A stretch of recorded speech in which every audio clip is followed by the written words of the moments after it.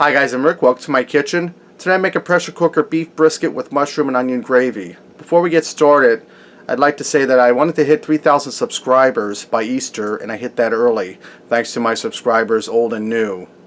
Thanks guys, I couldn't have done it without your views and your support. Okay, I'm starting out with my 8-quart electric pressure cooker. I have it set on the saute brown setting, and it's heating up. I'm going to go ahead and add some olive oil in here, probably about 4 tablespoons. And I have a 3-pound, let me show this to you quick. I have a 3-pound beef brisket here that I rinsed off and seasoned well with salt and pepper on all sides. Now that came with the pickling spice packet, but I'm not going to use that because we're not making corned beef. So I'm going to go ahead and get this into the pressure cooker and get it good and brown on all sides. And then when that part is done, then I'll be back.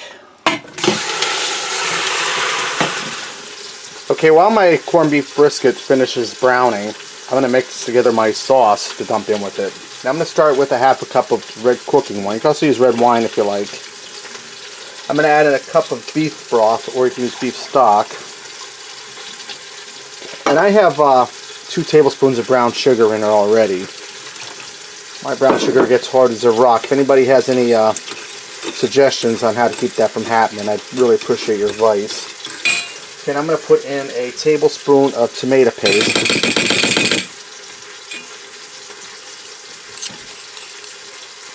Putting that down in there. Okay. Give her that tablespoon. I'm going to put in a teaspoon of dried thyme. I'm just eyeballing this, guys.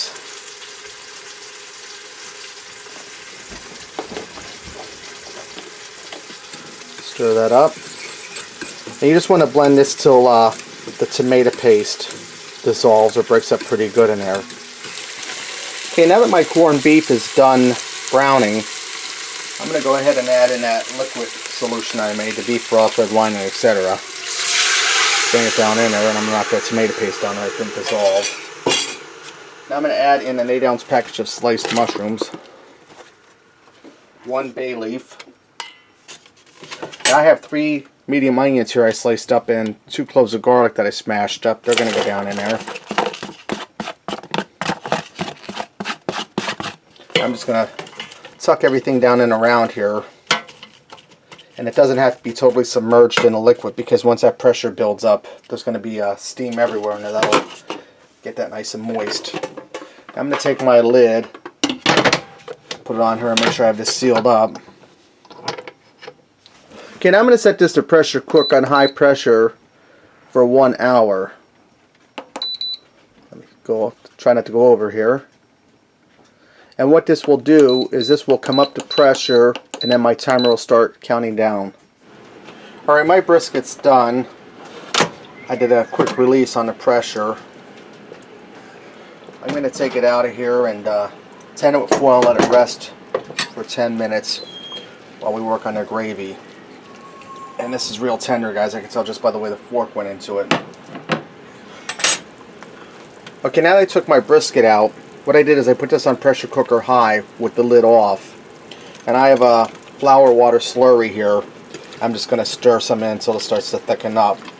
And if you have a pressure cooker with a non-stick pot, use a plastic spatula or plastic whisk. You don't want to scratch it with this is stainless steel, so it's going to be fine.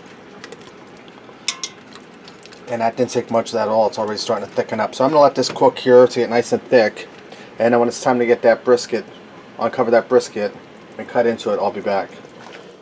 Okay, my 10 minutes are up. This is done resting. My gravy's done. Let's go ahead and cut into this and see how it looks. You can see, guys, it's just pretty much falling apart. So let's go ahead and fix up a plate and see what we got. I also went ahead and made some mashed potatoes and corn for on the side. So there you have it. Pressure cooker beef brisket with onion and mushroom gravy. Give it a try. Thanks for watching, and until next time, I'll see ya.